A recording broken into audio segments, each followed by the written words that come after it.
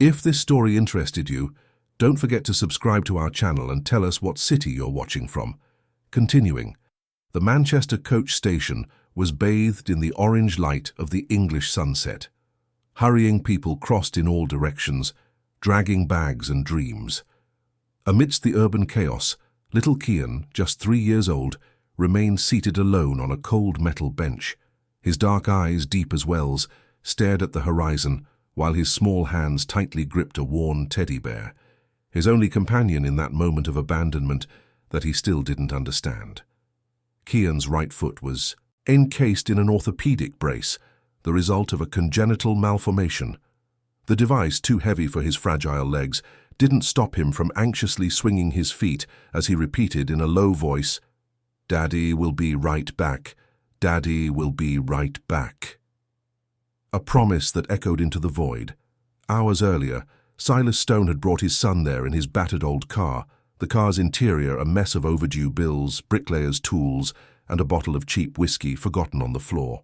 As a freelance bricklayer, Silas had been facing difficult times since Manchester's economy went into crisis. Scarce jobs meant unpaid bills, overdue rent, and an increasingly uncertain future. "We're going on a bus trip today, my son," Silas had said with a forced smile, his choked voice betraying his true intentions. "You've never been on a big coach, have you? One of those that travel far?" Kian had smiled innocently. Any moment with his father was precious, especially after so many days seeing him downcast, crying in corners, drinking more than usual. "Where are we going, Daddy?" "To a better place," Silas had replied, swallowing the lump in his throat. The truth was that, since Louisa's passing during Kian's birth, Silas lived consumed by guilt. In his moments of greatest despair, he would look at his son and see his wife's face, the same eye shape, the same smile, and along with that image came the lacerating pain of loss, the feeling that he had somehow failed her. Kian's physical condition only aggravated Silas's feeling of inadequacy. How could he properly care for a child with special needs when he could barely support himself? Doctors spoke of treatments, physiotherapies, possible surgeries in the future, things an unemployed bricklayer could never afford. That was how on that Sunday afternoon, Silas led his son to the furthest bench in the coach station. "Stay here quietly while Daddy buys the tickets, okay? Take care of Fuzzy for me." Silas adjusted the teddy bear in his son's arms, trying to ignore the tightness in his chest. "Don't talk to strangers, I'll be right back." Kian nodded, confident.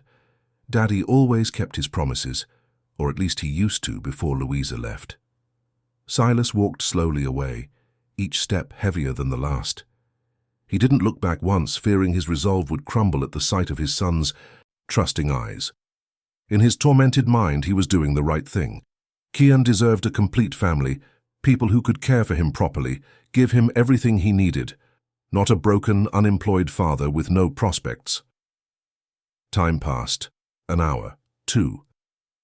The movement in the station began to dwindle. Artificial lights replaced the sunset, and Kian remained seated, patient, hungry, and increasingly confused. His stomach growled, but he didn't move. Daddy had told him to wait there. At the opposite end of the station, Henry Morrison adjusted his tie, uncomfortable in the temporary driver's uniform. As the owner of Morrison Transports, one of the largest intercity coach companies in northwest England, he rarely had to take the wheel. But this was a special project. For a month, every executive in the company would work in a different role to better understand the business from the ground up. Henry was about to end his shift when he spotted the small, solitary figure. At first, he thought it was a child waiting for parents who had gone to the restroom or to buy snacks, but something in the boy's distant gaze bothered him. He approached cautiously. "Hello, young man, you all right?" Henry asked, crouching down to be at the boy's height. Kian looked up, meeting the stranger's kind face. For an instant he hesitated, remembering his father's advice not to talk to strangers, but there was something in that man's eyes that conveyed trust. "I'm waiting for my dad. He went to buy tickets," he replied in a low voice, pressing the bear tighter against his chest. "Have you been waiting long?" Henry inquired, noticing the brace on the boy's leg and his tired expression. Kian shrugged, uncertain. For a 3-year-old, time was an abstract concept. It could have been an eternity or just a few minutes. "Daddy said we're going on a trip," he explained, trying to sound excited. "He said it would be good for me." Henry felt a pang in his chest. The boy's expression, that calm, sad gaze, that unwavering hope, painfully reminded him of the son he had lost years ago. Raphael had been only 5 years old when a rare illness took him, leaving a void that no business success could fill. "What's your name, young man?" Henry asked, sitting beside him. "Kian Stone," the boy replied. "And this is Fuzzy," he added, showing the bear. "Nice to meet both of you. I'm Henry." He smiled, but the concern persisted. "Are you hungry, Kian?" The boy hesitated before answering. He didn't want to seem rude or ungrateful. "A little bit," he finally admitted, "but Daddy told me not to leave here. And you're an obedient boy, aren't you? That's very good."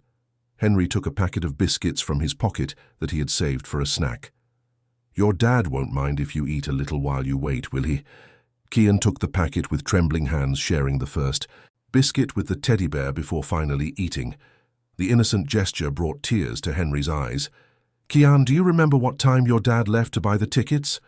The boy shook his head negatively, still focused on his impromptu snack. Henry looked around. The station was almost empty now. The last coaches of the night would depart soon, and a 3-year-old boy shouldn't be there alone for so long. Something was wrong. Very wrong. "I'm going to help you find your dad, Kian. Is that okay with you?" The boy nodded, a glimmer of hope lighting his eyes. He trusted this stranger in uniform, who had offered him biscuits and spoke with kindness. Henry picked the boy up, noticing how light he was, and headed towards the information desk. Each step echoed in the almost deserted station, while a dark premonition grew in his chest. That night would forever change the destiny of 2 wounded souls who, unknowingly, were about to find unexpected redemption in each other. "Good evening, I need help," Henry said to the information desk attendant, who was tidying papers, preparing to close for the night. "I found this boy alone. He says his father went to buy tickets, but it seems he's been here a long time." The attendant, Miss Josephine, looked at the boy with an expression that mixed concern and the weariness of someone who had seen similar situations before. "What's your daddy's name, my angel?" she asked, leaning over the counter. "Silas Stone," Kian replied, now sitting on the counter with his little legs dangling, the brace reflecting the fluorescent light. Ms. Josephine checked the system, reviewing all ticket sales for the day. "We don't have any tickets bought by anyone with that name today," she confirmed, exchanging a meaningful look with Henry. "Maybe he went to the bathroom," Kian suggested, his voice trembling slightly. "Or went to get us food." Henry felt his heart clench. It was evident the boy had been abandoned, but he didn't have the courage to say that to a child who still believed in his father's return. "Let's look for him throughout the station, okay?" Henry proposed, trying to maintain an optimistic tone. Ms. Josephine alerted station security, and soon 2 guards joined the search. They checked restrooms, snack bars, ticket counters, and boarding areas. No sign of Silas Stone. One of the guards, more experienced, suggested checking the car park. In the outer car park, they found several vehicles, but no one matching the description Kian had given. That's when the second guard noticed something, an old, battered car, parked in a more secluded area, with a child's cap hanging from the rearview mirror. "That's my dad's car," Kian exclaimed, recognizing the cap he had received for his last birthday. They approached the vehicle. It was unlocked and empty, with the key left in the glove compartment along with documents. On the back seat was a small backpack with some children's clothes, a drawing book, and prescription medicines in Kian Stone's name. "He left the boy's things," one of the guards murmured to Henry, keeping Kian distracted. "This is deliberate abandonment." Henry nodded gravely. The situation was clear now. While the guards contacted the police, he took Kian back inside the station, buying him a hot chocolate and a sandwich at the only snack bar still open. "Daddy's going to take a long time, isn't he?" Kian asked, after taking several sips of the chocolate. There was something in his voice that suggested that on some level he understood what was happening. "Sometimes adults get lost, Kian," Henry replied carefully. "But you're not alone, I promise. We'll figure this out together, okay?" The boy nodded, studying the face of the stranger who was now his only reference for security. There was sincerity in Henry's eyes, something that conveyed trust. When the police arrived, Henry had already decided he wouldn't leave the boy. Something inexplicable connected him to that small, abandoned creature.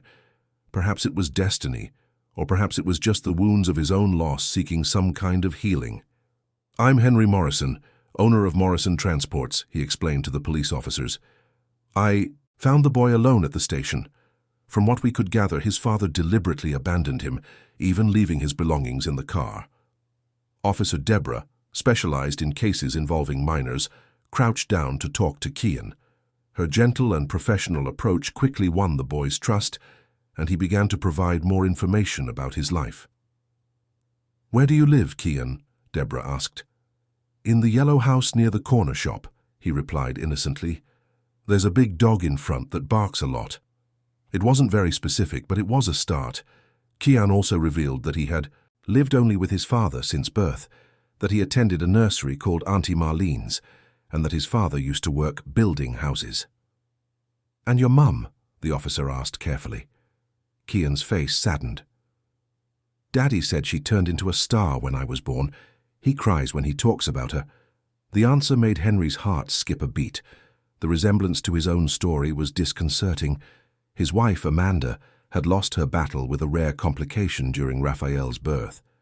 And when his son passed away 5 years later, it was like losing Amanda a second time. Now, before him was a boy who had never known his mother and had just lost his father, not to the natural separation of life, but to abandonment. "We need to refer him to Child Protection Services," Officer Deborah explained.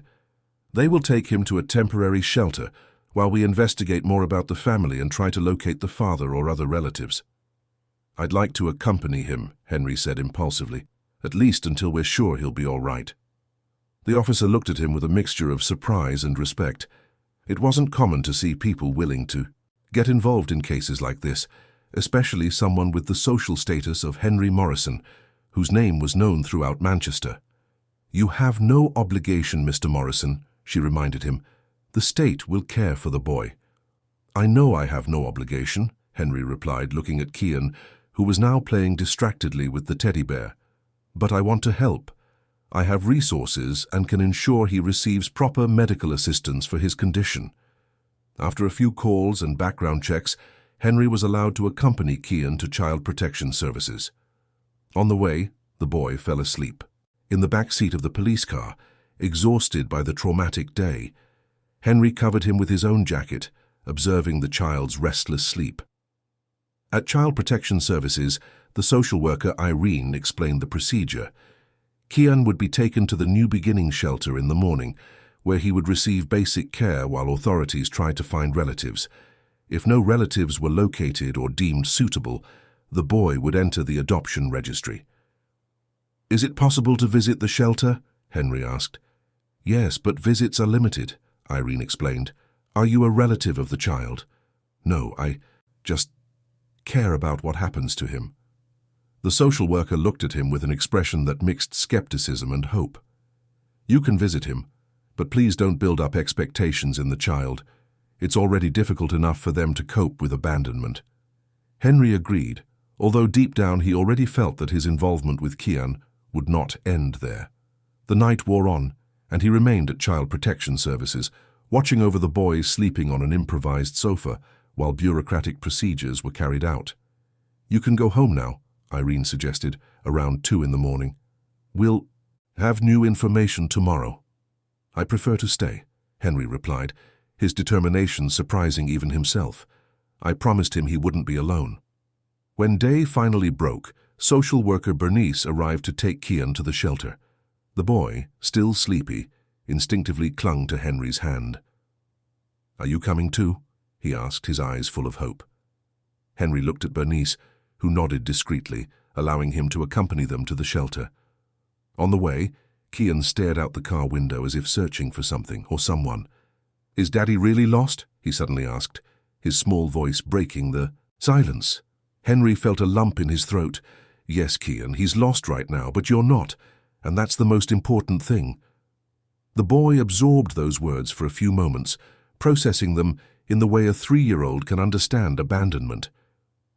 "Will Fuzzy stay with me at the shelter?"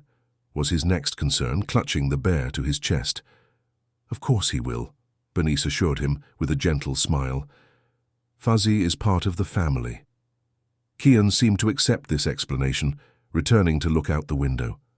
Henry, observing the small profile, made a silent decision. He would do whatever it took to ensure that this child never felt abandoned again. Fate had placed Kian in his path for a reason, and he would not ignore that call from the universe. The New Beginning shelter was in a renovated old mansion in the Greenview district. Despite the faded paint and aged structure, there was evident care for the environment. Walls decorated with colorful drawings, toys organized on low shelves, and the smell of fresh coffee and homemade bread coming from the kitchen. It wasn't luxurious, but it was far from the cold, impersonal place Henry had imagined. Kian was greeted by Aunt Zelda, a gray-haired black woman with a welcoming smile, responsible for the younger children. Her maternal way won the boy's trust almost instantly. "We'll make a lovely bed for you and Fuzzy," she said, holding the boy's hand. "And then you'll meet the other children. We have a new friend for you to play with," she announced to a small group observing curiously from the communal room. Henry watched Kian being integrated into the shelter's routine with a mixture of relief and concern. On one hand, he was happy the boy was being well treated. On the other, he felt that leaving him there would be like abandoning him a second time. "You can visit him whenever you want during established hours," Bernice explained as they walked down the exit corridor. "But it's important not to create emotional dependence. Children in this situation tend to become attached quickly to adults who show interest." "I understand," Henry replied, although he already knew his involvement would be deeper than a simple occasional visit. "Does he have any known relatives? Aunts, uncles, grandparents?" Bernice consulted the folder she carried. "We're still investigating. What we know so far is that the father, Silas Stone, worked as a freelance bricklayer. The mother, Luisa Nascimento, passed away during childbirth. There's no record of other close relatives in the documents we found in the car." "And what about his physical condition? The brace?" "Kian was born with a malformation in his right foot. According to the medical records among the documents, he receives treatment through the NHS. He has regular appointments with an orthopedist and physiotherapy sessions. We will continue to monitor this, of course." Henry nodded, making mental notes. As a successful businessman, he had contacts in the best hospitals in Manchester. He would ensure Kian received excellent treatment, even if he was just a visitor in his life. "Can I come back tomorrow?" he asked, already at the exit door. "Of course. Visits are between 2 p.m. and 5 p.m., Bernice replied with a compassionate smile. "It's rare for us to see someone so committed to a child they've just met." "Some connections can't be explained," Henry said simply, saying goodbye. The next day, promptly at 2 p.m., Henry was back at the shelter. This time, he brought gifts. A backpack with new clothes for Kian, educational toys, and a drawing kit with thick-colored pencils, ideal for small hands. He found the boy in the inner courtyard, sitting alone in a corner, drawing intently in an old notebook. Unlike the other children who ran and played in groups, Kian seemed absorbed in his own world. "Hello, champ," Henry approached, crouching beside the boy. "What are you drawing there?" Kian looked up, a smile lighting his face as he recognized Henry. "You really came back," he exclaimed, as if not entirely believing the promise made.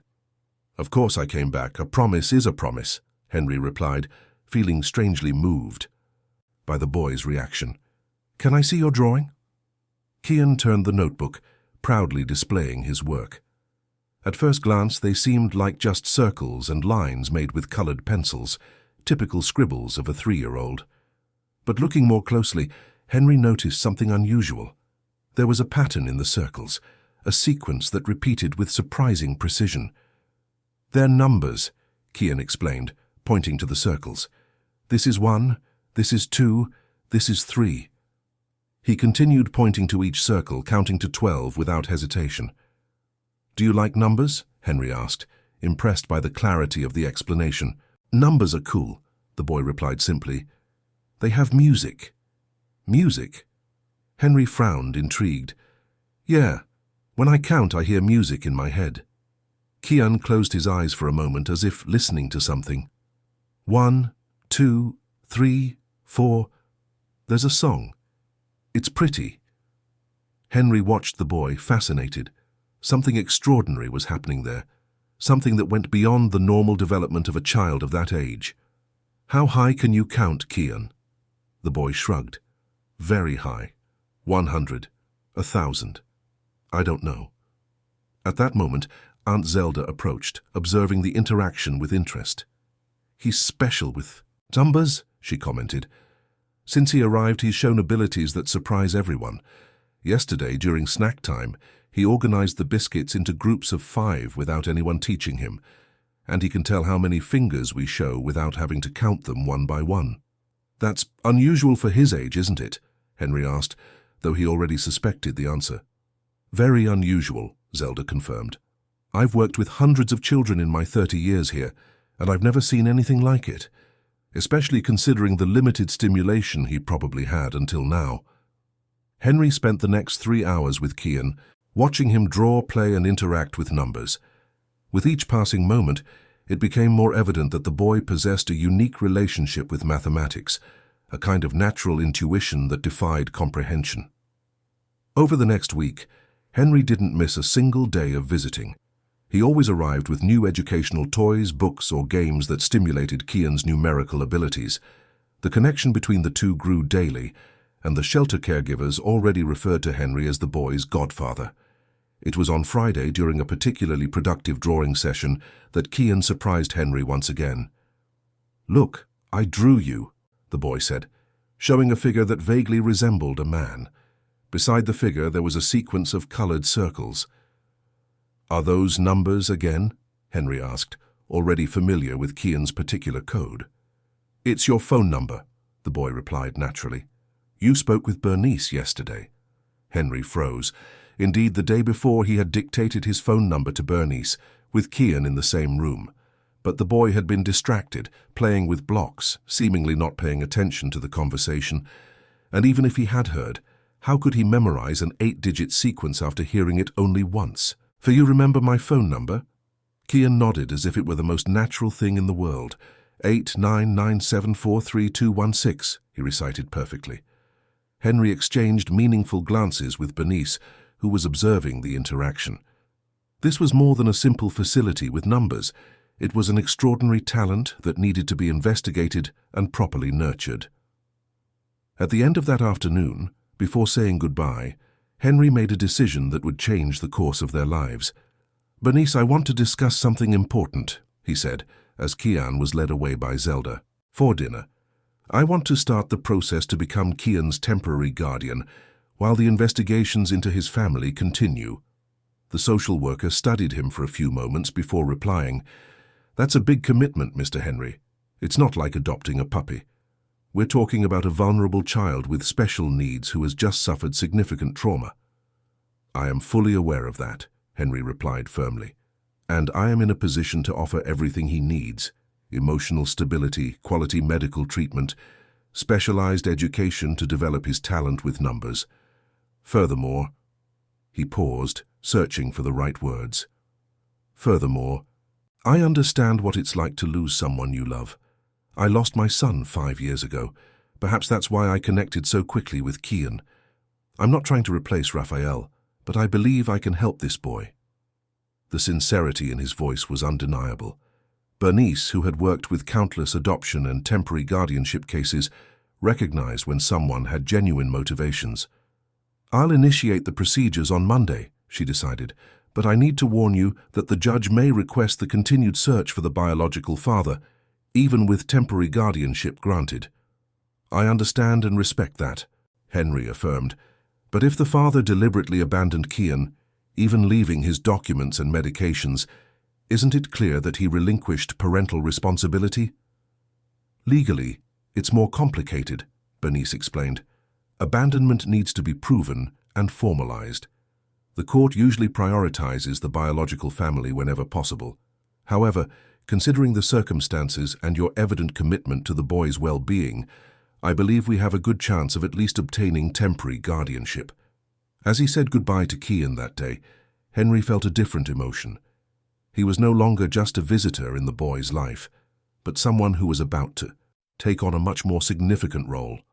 And no matter how much he tried to keep his expectations in check, he couldn't help but imagine what it would be like to bring Kian home, show him new horizons, help him develop his special talent. "I'll be back tomorrow," he promised, as he always did. "And Sunday too?" Kian asked, clutching the teddy bear. "Sunday too," Henry confirmed, smiling. "Every day, until you get tired of me." "I won't get tired," the boy replied, with a certainty that only children can express.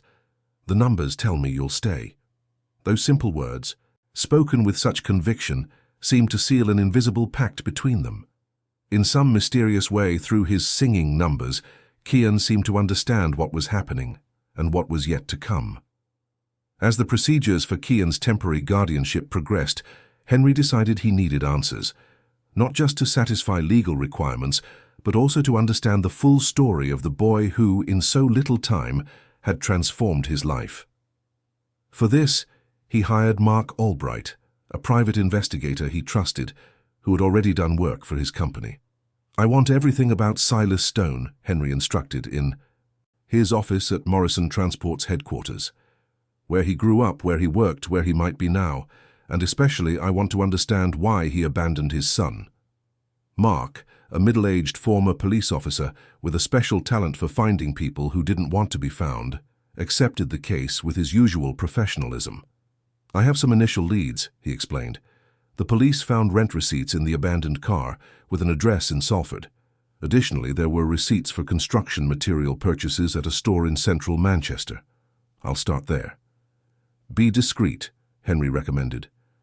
"I don't want to scare him, just talk, understand." "Always am," Mark assured him. "And if I may ask, sir, why do you care so much? You're about to get guardianship of the boy. The father clearly didn't want him." Henry was silent for a few moments, reflecting on the question he himself had asked many times. Because Kian deserves to know his full story someday, and because... He hesitated, searching for the right words. "Because perhaps I need to hear from Silas himself that he truly doesn't want his son. To be sure that I'm not taking the child from someone who might regret it."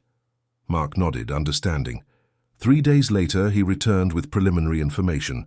Silas Stone, 38, born in rural Lancashire, migrated to Manchester as a teenager, a construction worker ever since. He was known for his competence as a bricklayer, but also for growing problems with alcohol in recent years. "He lost his last steady job about 3 months ago," Mark reported. "After that, he only did sporadic odd jobs.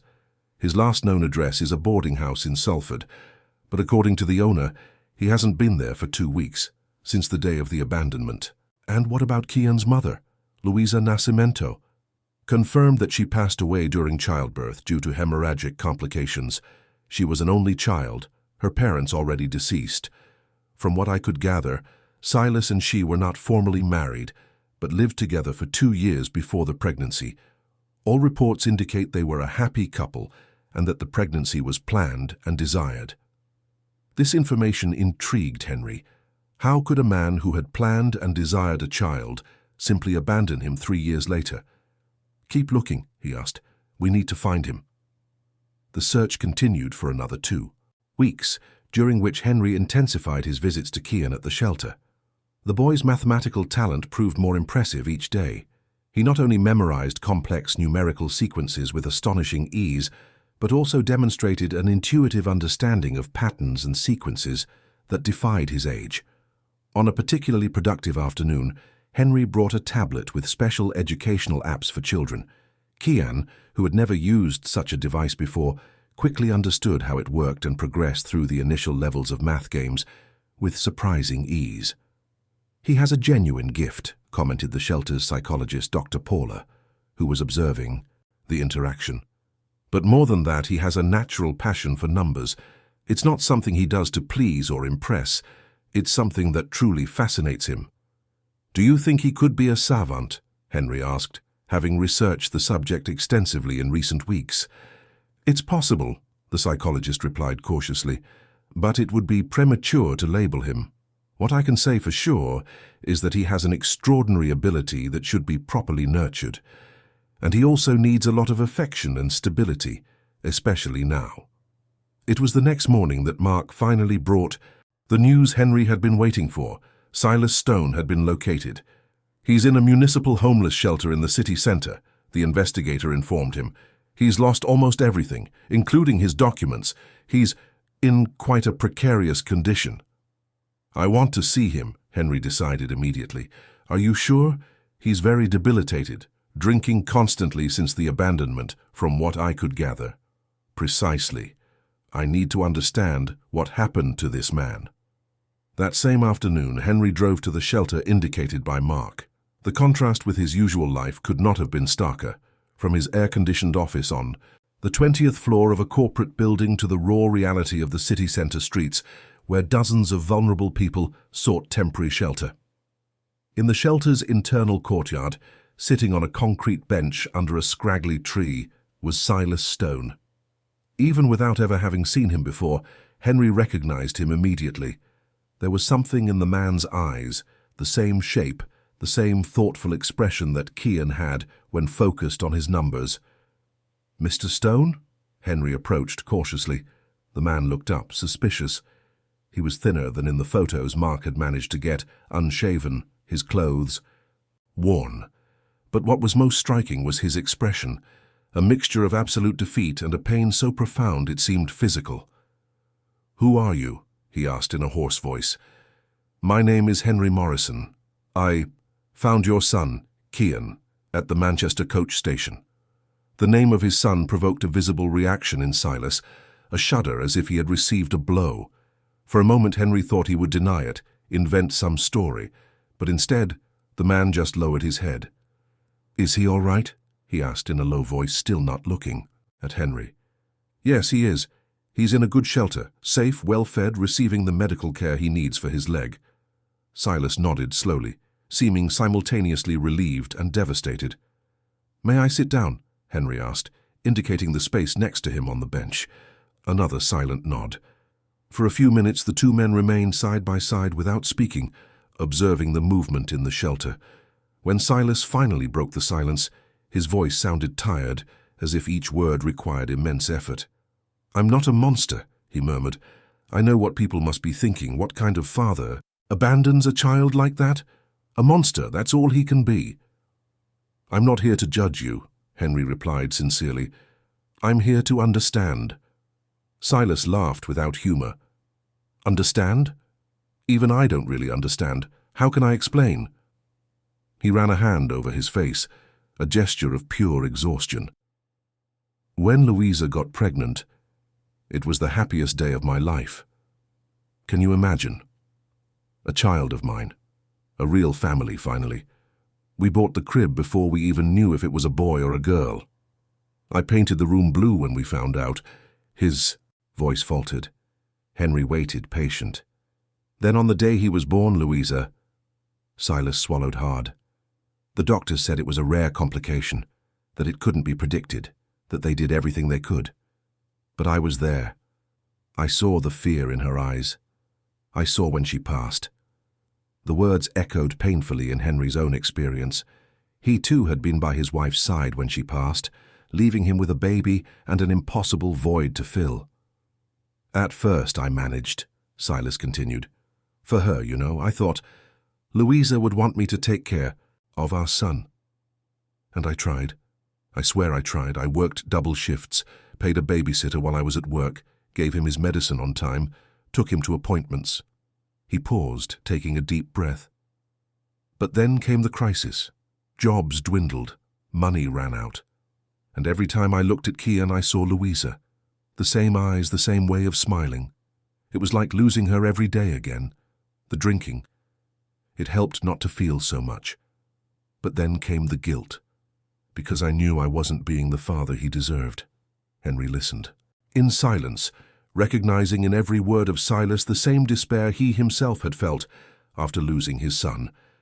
The difference was that he had resources, financial and emotional, to deal with his pain. Silas did not. When we discovered the problem with his leg, That was the final blow, the man continued. The doctor spoke of physiotherapy, possible surgery in the future, expensive treatments. How was I going to manage that? No work, no money, no... He hesitated. No strength to continue. And then I thought, there are so many people out there who can give him a better life, a life I'll never be able to give. So you took him to the station, Henry concluded without accusation in his voice. I knew someone would find him soon. It's a busy place. I left all his documents, his medicine, his little clothes. Silas finally looked up, his eyes red from lack of sleep. After that, I just wanted to disappear too. I drank until all my money was gone. I lost my documents, the rest of my things. I ended up here. Silence fell between them again, heavier now. Henry processed everything he had heard, trying to reconcile the initial anger he had felt about the abandonment with the complex and painful story he had just heard. I am applying for temporary guardianship of Kian, he said finally. I am in a position to give him everything he needs, medical treatment, education, stability. But I want you to know that I am not trying to steal him from you. If you want to get your life back, seek treatment, become a father again. Silas shook his head slowly. He deserves better than I can give, always has. He hesitated as if gathering courage for the next question. Does he ask about me? The question hit Henry like a punch. It was the same question he himself would ask if he were in Silas's shoes. Yes, he answered honestly. He says you went to buy tickets and that you'll be back. A solitary tear rolled down the man's battered face. He was always a boy of faith, he murmured, since he was little, believing in things even I couldn't believe anymore. He has a special talent, Henry commented, feeling it was important for Silas to know this. With numbers, specialists think he might be some kind of mathematical genius. A faint smile appeared on Silas's face. Louisa was good with numbers too. She'd do sums in her head quick as anything. Always said our son would get her intelligence. The conversation extended for another hour. In the end, Henry left his card with Silas along with an offer. He would help refer him to a recovery program if he wanted. The decision about the future, however, remained open. Silas first needed to decide if he was prepared to be a father again or if, in fact, the best option for Kian would be a new family. As he said goodbye, Henry asked one last thing. If I could say something to Kian from you, what would it be? Silas thought for a few moments, his gaze lost on the horizon. Tell him his dad wasn't a bad man, just a man who got lost along the way, and that maybe one day he'll find his way back. Henry nodded, keeping those words in his heart. On the way back, driving through the streets of Manchester, he felt strangely at peace. There were no simple answers in that situation. No clear villain, just broken people, trying to move forward the best way they could. And at that moment, more than ever, Henry was sure that his encounter with Kian was not accidental. In some way, both had been placed in each other's path to heal wounds that seemed impossible to scar over. The Judge Rodolfo Aureliano courthouse was particularly busy that Monday morning. Henry arrived early, impeccably dressed in his navy blue suit, accompanied by his lawyer, Dr. Isabella Chambers, a specialist in family law. In recent days, she had worked tirelessly to prepare all the necessary documents for Kian's temporary guardianship request. We have a solid case, Isabella explained as they crossed the main lobby. You have an excellent reputation, unquestionable financial stability, and have already established a significant connection with the boy. Furthermore, social worker Bernice's report was extremely favorable. And what about the biological father? Henry asked, his concern evident in his voice. He was notified of the hearing through the shelter's social services, but we have no confirmation that he will attend. If he doesn't come, the judge will likely grant temporary guardianship without further obstacles. Henry nodded, but his heart was divided. On one hand, he ardently wished the hearing would proceed without complications, securing Kian's guardianship.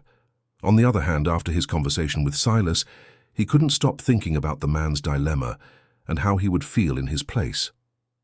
As they waited in the anteroom, Henry observed the other families present, anxious couples holding folders with documents, children nervously swinging their legs, social workers checking their reports. all united there by the same purpose, reconfiguring family ties, whether by choice or necessity. "Mr. Morrison," called the judge's secretary, "Judge Richard is ready to receive you now." The courtroom was smaller than Henry had imagined, with an atmosphere that sought to be less intimidating than conventional courts. Judge Richard Palmer, a middle-aged man with perceptive eyes behind thin-rimmed glasses, greeted them with a brief nod. "Good morning, everyone. We are here to discuss the case of the minor Kian Stone, currently under temporary state guardianship." He shuffled through some documents. "We have a request for temporary guardianship from Mr. Henry Morrison, a businessman with no criminal record, positively evaluated by the psychosocial team." He looked up. The biological father, Mr. Silas Stone, was notified of this hearing. The public prosecutor's representative present in the room confirmed the information. "Yes, Your Honor. He was notified through the social services of the municipal homeless shelter where he is staying. And it seems he will not appear." The judge was interrupted by the sound of the door opening. Everyone turned to see Silas Stone hesitantly entering the room. He was clearly uncomfortable, wearing simple but clean clothes, probably the best he could find for the occasion. His eyes quickly scanned those present, lingering for a moment on Henry before lowering to the floor. "Mr. Stone, I presume," said the judge. "Please join us." Silas sat in the indicated chair, his hands restless in his lap. The judge proceeded, explaining the purpose of the hearing and the rights of each party involved. When he finished the formal introduction, he turned first to Henry. "Mr. Morrison, I would like you to explain your motivations for requesting guardianship of the minor Kian." Henry took a deep breath before beginning. "Your Honor, I found Kian abandoned at the Manchester coach station, where I was temporarily working as a driver.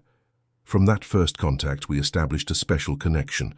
I have visited him daily at the shelter and witnessed not only his needs, which are many, considering his physical condition and his exceptional mathematical talent, but also his extraordinary potential." He paused, gathering his thoughts. "I lost my son, Raphael, 5 years ago. It was the most painful experience of my life. When I found Kian, I wasn't looking to replace my son. Nothing could do that. But I recognized in him a special child who needs care that I am in a position to offer: quality orthopedic treatment, specialized education to develop his mathematical talent, and above all, a stable and loving home." The judge nodded, making notes, before turning to Silas. "Mr. Stone, you abandoned your son at the coach station approximately 1 month ago. Can you explain your actions?" Silas swallowed hard, visibly nervous. When he spoke, his voice was low, almost a whisper. "I have no excuses, Doctor. I did a terrible thing." He looked briefly at Henry before continuing. "After I lost my wife when Kian was born, I tried to be a good father. But things got difficult. I lost my job. I couldn't pay rent anymore, let alone the medicines and treatments my son needs." His voice faltered slightly. I thought he would have a better chance without me. That someone with better means could take care of him. It wasn't out of malice, it was out of desperation. I know that doesn't justify it. I know I failed him." The judge observed him intently. "Mr. Stone, are you aware that abandoning a child is a crime? That you could face legal consequences for your actions?" "Yes, sir," Silas replied, head bowed. "I am ready to accept any punishment. I just want the best for my son." "And what would be the best, in your opinion?" The question hung in the air. For a few tense seconds, all eyes turned to Silas, who seemed to be fighting an internal battle. He began, uncertain. "I want to say that I love my son. Always have. But I know that now I am not in a position to care for him as he deserves." He looked up, facing Henry directly for the first time. "I met Mr. Morrison. He sought me out. We talked. I saw that he truly cares about Kian. He has the means to give everything I cannot, and more importantly, he has a good heart." Silas took a deep breath before concluding, "If you ask me what's best for my son now, I would say it's to be with someone like him." A respectful silence followed his words. The judge observed the two men for a moment before continuing. "Mr. Stone, Are you formally relinquishing guardianship of your son? Do you understand that this is a serious act with permanent legal consequences? I am relinquishing guardianship, yes, Silas confirmed, his voice firmer now, as if the decision, however painful, brought some peace. But if possible, I would like to be able to see him occasionally, when I am better, if it is allowed. The judge exchanged glances with the public prosecutor's representative before turning to Henry. Mr. Morrison, how would you feel about supervised visits from the biological father in the future if conditions are appropriate? Henry didn't hesitate. I have no objections, Your Honor. I believe Kian has the right to know his origins, his history. If Mr. Stone seeks treatment and stability, I see no reason to prevent that contact, as long as it is beneficial for Kian's well-being. After a few more routine questions and the analysis of the reports presented, the judge was ready for his decision. Considering all the facts presented, the favorable reports from the psychosocial team, the voluntary relinquishment by the biological father, and Mr. Morrison's evident commitment to the minor's well-being, I grant provisional guardianship of Kian Stone to Mr. Henry Morrison for an initial period of 6 months, after which the situation will be re-evaluated with a view to possible definitive adoption. The judge then addressed Silas. Mr. Stone, I strongly recommend that you seek treatment for your alcohol problems and psychological assistance. I am not imposing criminal penalties at this time, considering your honesty and recognition of your actions, but this may be reconsidered if there is any inappropriate interference in the minor's new family configuration. Finally, he turned to Henry. Mr. Morrison, as of today, you assume legal responsibility for Kian Stone. We trust that you will fulfill this role with the same dedication you have shown so far. Details about possible future visits from the biological father will be defined later as the case evolves. With a bang of the gavel, the hearing was concluded. In the corridor, as they signed the final documents, Henry and Silas met again face to face. Thank you, Silas said simply, for taking care of him, for not judging me. Henry extended his hand, which Silas shook after a moment of hesitation. I'll do the best I can for him. I know you will. Silas hesitated, as if wanting to say something more, but ended up just nodding and turning to leave. Silas, Henry called. The man stopped, looking over his shoulder. My offer still stands. If you want help getting into a rehabilitation program, I can arrange it. A glimmer of hope appeared in Silas's tired eyes. Maybe I'll accept. Not for me, but for him. So that one day he can be proud of the father he had, even if from afar.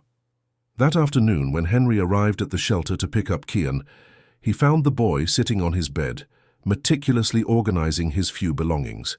The teddy bear was already inside the new backpack he had received, along with his carefully stacked drawings. Hi, champ, Henry called from the doorway. All ready to go? Kian looked up, a smile lighting his features. Uncle Henry, Bernice said I'm going to live with you now. Is it really true? It is true, Henry confirmed, sitting beside him on the bed. My house is your house too now. What do you think about that? The boy seemed to think for a moment, his small face taking on a serious expression that made him look older than his 3 years. Can I take my number drawings? And Fuzzy? Of course you can. Everything that's important to you. And my dad? Kian asked suddenly. Does he know where to find me at your house? The question caught Henry off guard, despite knowing he would eventually have to address the topic. He opted for honesty, adapted to a 3-year-old's understanding. Your dad knows you're going to live with me, Kian. He wants you to be happy and have everything you need. And when the time is right, if you want, you can see him again. Kian absorbed the information slowly, his expression becoming thoughtful. Is he still lost? In a way, yes, Henry replied softly. But he's trying to find his way back. That might take time. To his surprise, Kian nodded with an understanding that seemed far beyond his age. The numbers tell me he'll find it. He just needs to count right. With those enigmatic words, the boy picked up his backpack and extended his free hand to Henry, ready to head to his new home. On the way, he drew invisible patterns in the air with his fingers, whispering numbers as if they were a secret song only he could hear. Henry's mansion in the Alderley Edge district, with its spacious gardens and crystal-clear pool, had long been a place dominated by silence. Built with the dream of housing a large, happy family, it had become a monument to loneliness after the losses Henry had suffered. The vast rooms, decorated with austere elegance, rarely received visitors beyond the housekeeper, Ms. Carmen, and the gardener, Mr. Anthony. Now, however, these spaces gained new life with the sound of Kian's uneven footsteps, the soft creak of his brace against the marble floor, and the constant murmur of numbers the boy recited as he explored his new world. "Your room is here," Henry explained, opening the door to a spacious room that, until a few days ago, was a rarely used office. In record time, he had transformed the space, walls painted in light blue, a new bed with a star-patterned quilt, shelves filled with children's books and educational games, and a table specially adapted for Kian's height, with drawing materials organized in colorful pots. "Is it all mine?" the boy asked, his eyes wide at the abundance of new things. "All yours," Henry confirmed, "and we can buy more things you like." Kian walked slowly around the room, touching each object with reverence, as if fearing that everything might disappear at any moment. When he reached the wide window overlooking the garden, he stopped, contemplating the evening sky. "Are there many stars at night?" he asked. "Thousands of them," Henry replied, joining him at the window. "Why?" "I like to count stars," Kian explained simply. "Daddy said Mummy turned into a star, so I count to see if I can find her." Henry felt a lump in his throat. The innocence of the explanation contained a depth of feeling that moved him. "We can count them together if you want. Every night." Kian nodded, satisfied with the proposal. Then, without warning, he asked, "Did you also lose someone who turned into a star?" The question, so direct and unexpected, left Henry momentarily speechless. How to explain loss and grief to a 3-year-old? But then he realized that Kian, despite his young age, already knew these concepts well. "Yes," he finally replied, "my son, Raphael, and my wife, Amanda, they became stars." "Is that why you were alone?" "It was, yes." Kian seemed to ponder this for a moment. "Now you're not anymore," he concluded, with the simple logic of children. "And neither am I." In that first month, they established a routine that met both their needs. Henry reorganized his work schedule to be able to take Kian to orthopedist appointments and physiotherapy sessions. He hired a specialized educator, Professor Eliza, who came 3 times a week for educational activities adapted to the boy's special talent. In a short time, it became evident to all specialists that Kian possessed extraordinary mathematical ability. He not only memorized complex numerical sequences after seeing them once, but also demonstrated an intuitive understanding of mathematical concepts that much older children still struggle to grasp. "It's as if he can see patterns where we just see random numbers," explained Dr. Clarice, a neuropsychologist Henry had hired to evaluate Kian. "He exhibits characteristics of a mathematical savant, combined with a quite developed general intelligence. It's extremely rare, especially considering the lack of formal educational stimuli in his early years." "What does this mean for his future?" Henry asked, concerned about making the right choices. "It means he needs an environment that nurtures his talent without isolating him socially," the specialist replied. "Regular school, yes, but with additional support to challenge his mathematical abilities. And very importantly, let him be a child. Play, explore, develop social and emotional skills. The mathematical gift is only one part of who he is." Following these guidelines, Henry enrolled Kian in an inclusive school of excellent reputation, which offered support for his physical condition and flexibility to accommodate his special talent. In the afternoons at home, he dedicated time to simply play, building block castles, telling stories, or exploring the garden in search of patterns in nature that so fascinated the boy. One night, while counting stars as had become tradition, Kian asked a question Henry had been expecting. "When will I see my dad again?" Henry carefully chose his words. "Your dad is trying to get better, Kian. Remember when we talked about how sometimes people get sick, not just in their bodies, but in their feelings?" The boy nodded, serious. "Is he trying not to be sad?" "That's right," He's in a special place where they help people who are very sad. When the doctors say he's better, you can see him again. What Henry didn't say was that in recent weeks, he had funded Silas's admission to a quality rehabilitation clinic. The biological father, after hitting rock bottom, had accepted help, recognizing that he needed to rebuild his life, if not to regain Kian's guardianship, at least to be able to look him in the eye without shame in the future. 3 months passed quickly. Kian flourished in his new environment, his initial shyness giving way to a vibrant curiosity about everything around him. The brace, which once seemed a heavy burden for his fragile little legs, was now just a detail in his active life. Doctors were optimistic about the results of the intensive treatment. With regular physiotherapy and possible corrective surgery in the future, there was a good chance of significant improvement in his mobility. On a sunny Saturday afternoon, while playing in the garden, Henry noticed that Kian seemed restless, his attention scattered from the leaf-sorting activity they were doing. "Is everything all right, champ? Are you tired?" Kian shook his head negatively but remained distracted. "Uncle Henry," he finally said, "can I call you Dad?" The question, so simple and direct, hit Henry with overwhelming force. For an instant he was speechless, a wave of contradictory emotions washing over him. "You can call me whatever you feel most comfortable with, Kian," he replied, his voice slightly choked. "But remember, you already have a dad."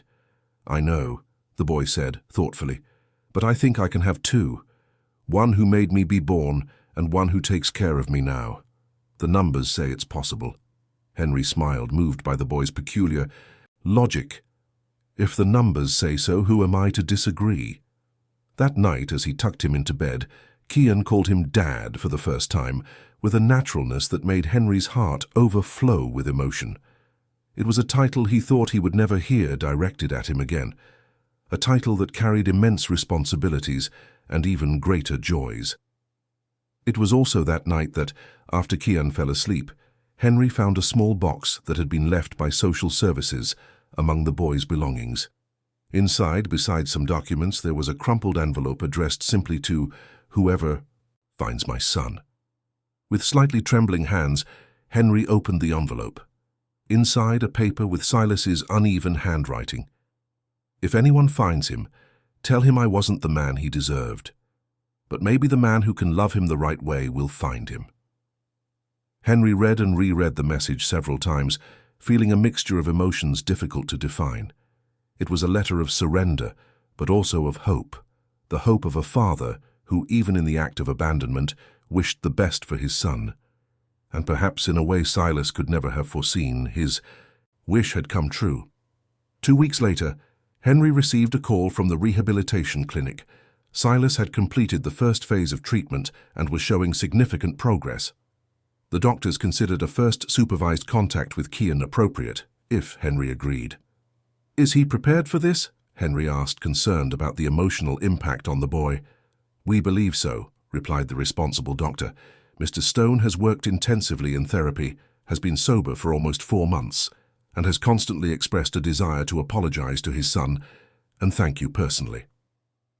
After consulting Kian's psychologist, who supported the idea of a carefully planned meeting, Henry agreed. The meeting would take place in the clinic gardens on a sunny Sunday. When they arrived at the location, Kian seemed simultaneously anxious and curious. Henry had explained several times that they would be visiting his biological father, making sure the boy understood what to expect. "Remember, Kian, your dad has been unwell, but he's getting better. He might look a little different from what you remember." The boy nodded, squeezing Henry's hand tighter. "I know." The numbers said he would find his way. In the clinic garden, Silas waited on a bench, under a leafy mango tree. He was almost unrecognizable. His previously haggard face now had a healthy color, his once fragile body showed signs of physical recovery, and his eyes, which once reflected only despair, now shone with a newfound clarity. When he saw Kian approaching, his hands began to tremble visibly.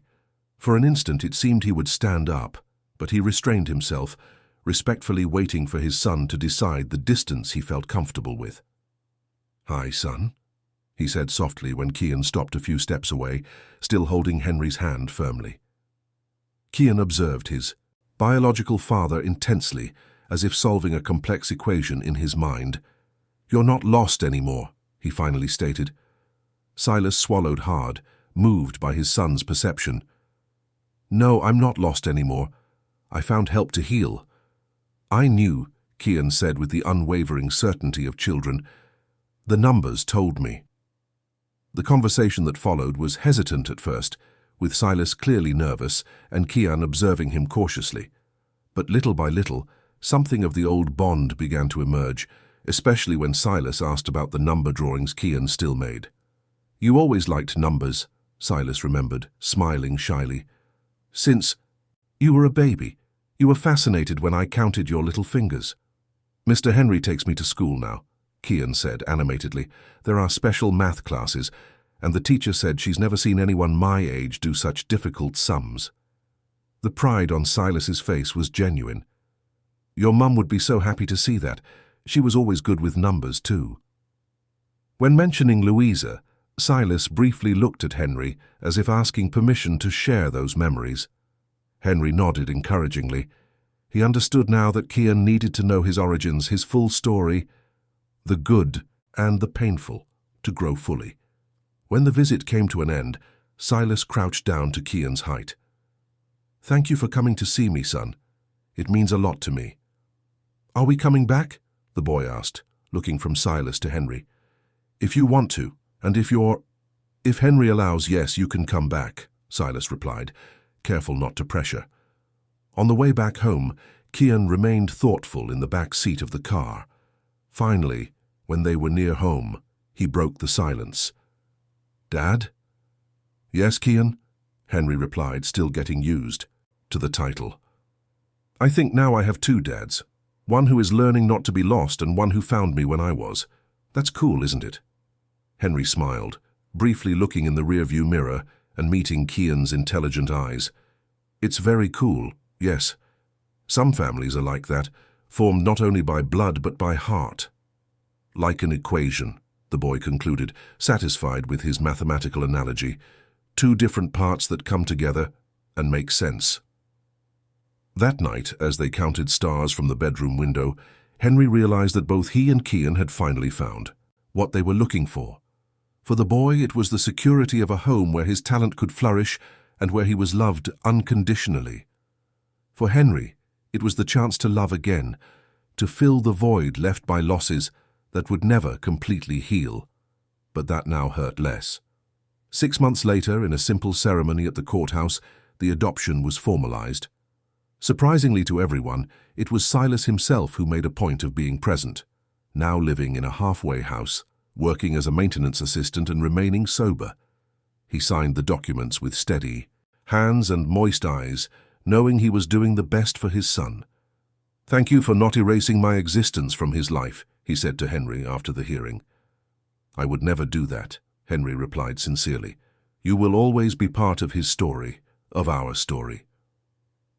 A year after that fateful night at the coach station, the Manchester Herald published a small report, "Boy Abandoned at Station, Adopted by Businessman, and Reveals Rare Mathematical Talent." The article highlighted not only Kian's extraordinary talent, which was already attracting the attention of university researchers, but also the story of redemption behind the adoption.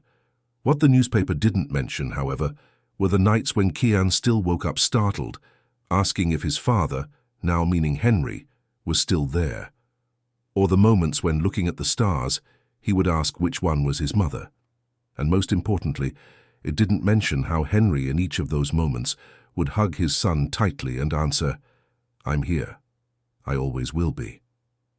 Because the true transformation was not in Kian's impressive mathematical advancements, nor in Silas's successful rehabilitation, nor even in Henry's new identity as an adoptive father. The unique true transformation lay in the invisible bonds that now connected three fractured souls, each finding in the others the missing pieces to form a perfect equation. In a later visit to the clinic, where Silas still participated in regular therapies, Kian surprised both men with a question. "What is infinity plus infinity?" Silas and Henry looked at each other, not knowing how to answer this unusual mathematical question. "Well, son, infinity is already everything, so plus infinity," Henry began, uncertain. "It's still infinity," Silas completed, remembering his distant youth's math classes. Kian shook his head, disagreeing. "No. Infinity plus infinity is a family, because it never ends and there's always room for one more." The two men laughed, moved by the wisdom contained in the child's peculiar logic. That afternoon, as he watched Kian play between his two fathers, one biological and one adoptive, Henry understood that some equations go beyond traditional mathematics. Some equations can only be solved by the heart. And so it was that, under the starry sky of Manchester, between the distant city noise and the whisper of numbers that Kian always counted before sleeping, three destinies once separated by pain found their common ground, proving that sometimes the most improbable paths are the ones that lead us exactly where we need to be. Dear listeners, we hope the story of Kian, Henry, and Silas has deeply touched your hearts. To continue experiencing emotions like this, we have a special playlist with other stories that explore family ties transcending blood. Find it by clicking here on the side. If this narrative of abandonment, redemption, and second chances has awakened something in you, be sure to subscribe to the channel and share your own experiences in the comments. Every day we bring stories that, like numbers for Kian, compose the music of life in all its complexity. Until the next story.